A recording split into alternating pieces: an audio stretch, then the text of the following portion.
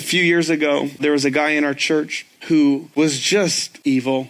He had kind of like verbally and emotionally, I'll use the word, attacked many people in our church, mostly men. And, we would hear these stories and we get, snapshots of these like things that he was texting other people. And it was just evil. And sure enough, like a month or two later, boom, there was another situation. And this time it was against one of our pastors. And we just felt the Holy Spirit leading us to gather the other men that he had come up against and to meet with him collectively. And so when we gathered, as there's probably 15 guys, we gathered together and we just felt this real sense of, man, like we think we need to love him. We call him in. We open the door for him to come into his meeting. He comes in. He thought he was just meeting with like one or two of us, and there's 15 dudes in there. And he just starts teeing off on us, like, who you think you are, cursing us out.